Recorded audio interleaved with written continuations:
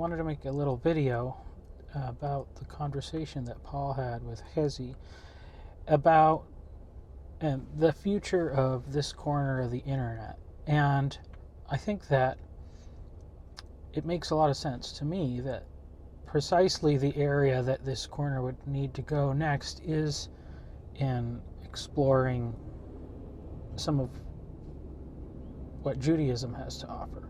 Because, as they kind of discussed in that video, Sam Harris lost, the new atheists lost, and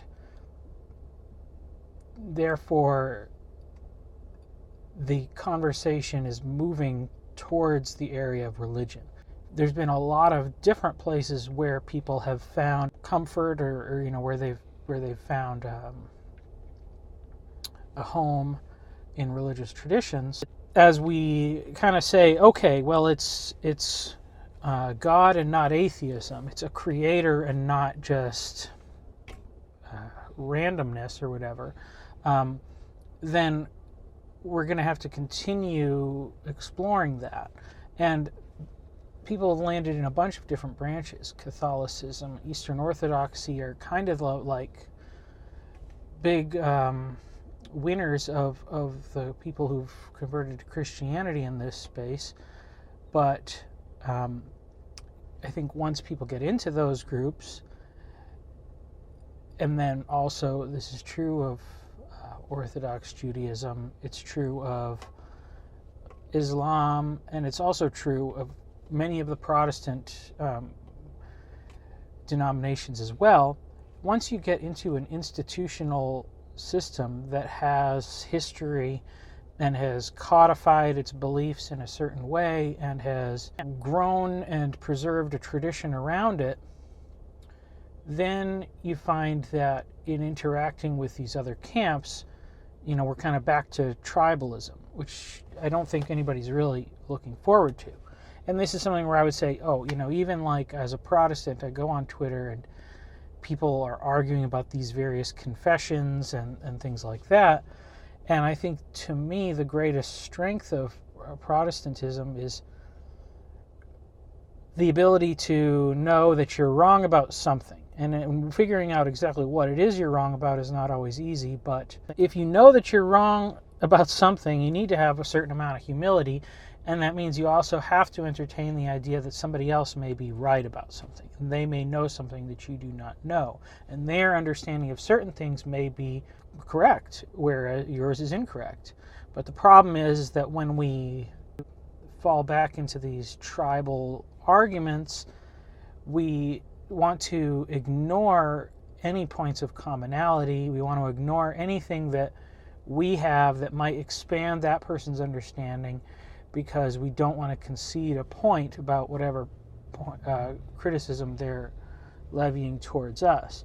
And so that is not a productive thing. And I don't think that that's what this corner of the internet is about. And of course, Jacob likes to argue, but I do think that he's much more good-hearted about it than many of these people, because he ultimately does want the truth.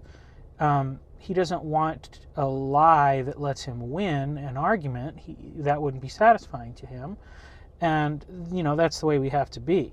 And, of course, he's given me permission to put stuff on his channel, and so that's a big act of kindness that he would trust me not to do anything that would make him look bad, or that would undermine what he's trying to do, because what he's trying to do really is to build community and build connection. If you've decided that it's going to be religion of some sort or another, and it's not an Eastern religion like Buddhism or Hinduism or something, then you got to look back at the roots, and that's going to take you to Judaism. Now, Judaism of today is different from Judaism of the Bible, and Jacob's about to have his conversation with Father Stephen, and that's one of his points of contention, because they have very different opinions about what is most authentic. And I think that's kind of the thing that we get at with this. But for so long, all of these traditions have had gatekeepers, and the gatekeepers have said, just read these materials, listen to these people, and do not listen to this, that, and the other. Whereas now that we're living in the internet age, all of the information is going to become available. It is available, it's out there. And people are making their own determinations about what is true. And some of those arguments don't stand up very well at all. And I would say certainly there's a lot of things within the Christian tradition that are wrong and need to be updated and changed and removed, because they were just things that people said or imposed on the text because they had an agenda. And that may have been good-hearted in some way, because they want their children to not fall away, or you want your congregation to be faithful.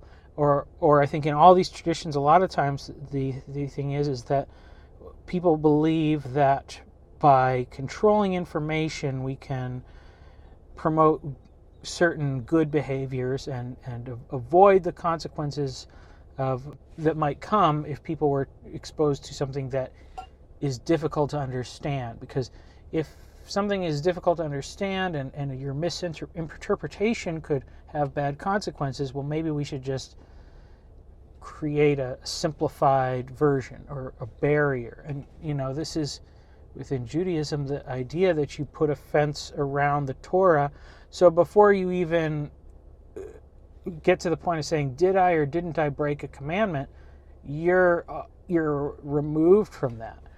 And that is a well-intentioned thing, but I think that it has some real problems. And I'm not saying this merely as criticism of Judaism, because every tradition has done the same thing. And including Protestant Christianity has done the exact same thing in the way that it's sought to limit information. And with so many people that have grown up in like an evangelical background, or like Baptist, Southern Baptist, and we have these things of like, don't listen to this music, don't go to that movie, we don't read these books. When you're trying to like cut off the world, you're not a creative enough person to build a worldview that will satisfy a human being by limiting the world to a portion of the truth. So what you need to do is figure out how to have a worldview that can handle and account for all the truth that's out there. And that means that people are going to have very different opinions about stuff, and there is going to be a lot of messiness. But I think that is a necessary and good part of the equation. What are the principles that guide that? We do need to give people the benefit of the doubt. Personally, I would like it if Jacob would refrain from saying that the New Testament and the writings of Paul come from Satan. I feel like if he's wrong about that, it's not going to be good for his soul. So I don't think that's a wise thing to say.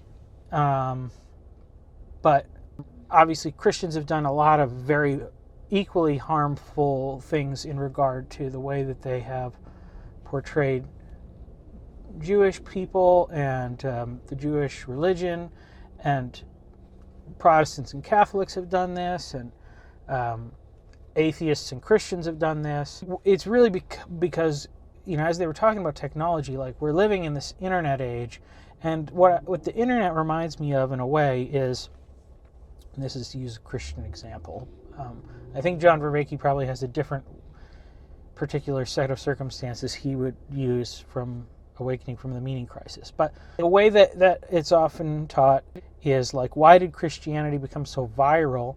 And there was a lot of factors. It's not just because of the message itself, but through the events of history, Jesus came at a time when there was a common language spoken throughout the known world. There was an empire that built roads that allowed better travel from one end of the known world to the other than ever before, as well as ocean travel, and especially important to that was that there was the Roman peace, and that there was peace. You could sail the whole Mediterranean, and there was no foreign party that was going to attack your boat. So, like, that was a set of circumstances that had never happened before. Now, none of these systems were implemented by the people in charge for the sake of helping Christianity spread. You know, I think if you look at, like, why did Alexander the Great want to impose a Hellenistic culture, it comes from Aristotle's thinking. If everybody has the same culture, the same language, this is what's going to make them more easily ruled. So that's totalitarianism. It's not really a good thing. It didn't totally work. Alexander died very young. His empire fractured, all this stuff. But, you know, that's like, you could say, like, oh, that's a bad intention that turned out good. And even if you aren't a Christian, you know, the spread of information in general worked out well for everybody. And so I think that in the same way, you know, we're living in this internet age, and much of the primary motivation, you could say, to be charitable was simply to make money. That's why people have made these attention-sucking machines. Or to be more pessimistic, that these creations of technology are designed to enslave people, to have power over them and influence and all these things. And that may be the case. But in opening that can of worms, you've created a system that can't effectively censor any particular message. Because every time you do, it becomes super salient and relevant to certain people. And they know this, so there is a certain line where, like, misinformation concept is totally backfired, because now trust in these institutions is at an all-time low. The whole world has this in common. All the religious organizations are at a place where, because of the free flow of information, people are questioning the basis of some traditions. Because I say so, or because so-and-so says as an authority, is not a sufficient reason for many people. So that's happening in the religious world, but it's happening in all of the world. You know, government as an institution has lost its trust. Science, which has kind of been this thing that in the new atheist regime is their trump card. Well, science seems to be a lot secondary to politics in a lot of ways, and so that is not the trustable institution that it was. And there's a lot of chaos, like, that's going to happen, you know, like, because you think, well, what's going to fill that in? And, like, some of it's pseudoscience, and some of it's, like, weird new age stuff. And there may be a lot of people that do a lot of dumb stuff because they're convinced of something that they heard online.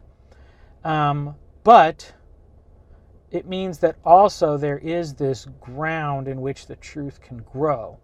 There's no slam dunk against Christianity, because true Christianity can adapt to truth that it didn't have before. But there may be things that are slam dunks against the Catholic interpretation of certain issues. The Catholics have kind of already, in a sense, accepting the Vatican II thing, have said that there were things that they were wrong on, and they fought so fervently for their position, not necessarily because they were convinced of the truth, but because of tribal loyalty.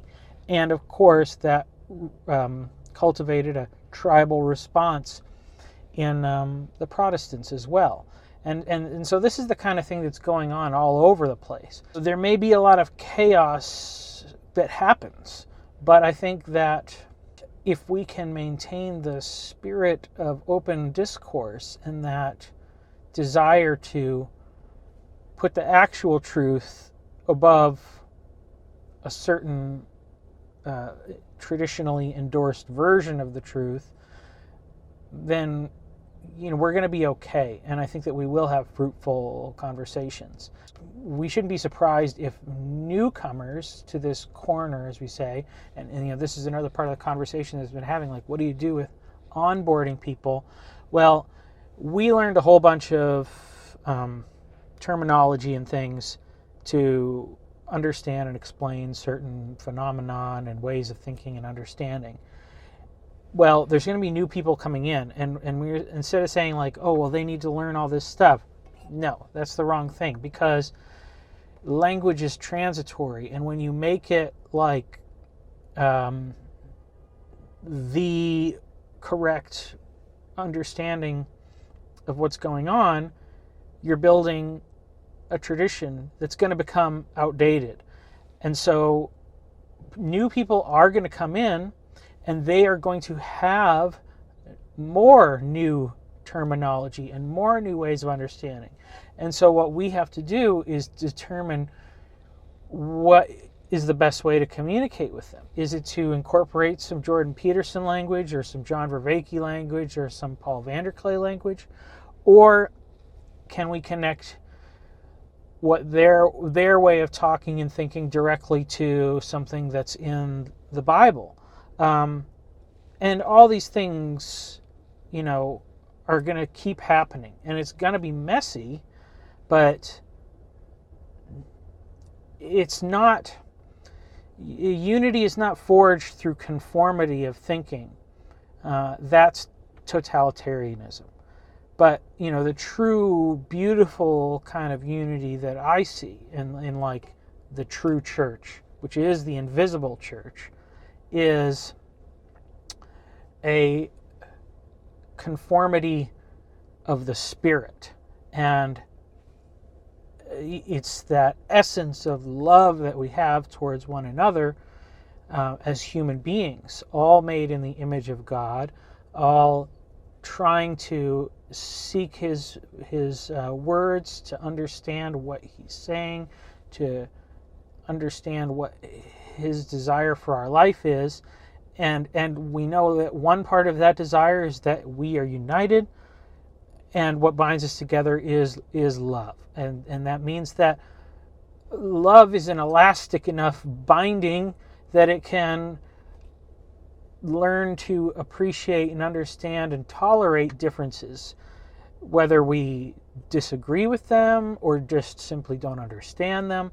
And so if that's the focus of this corner, I think that we'll be okay.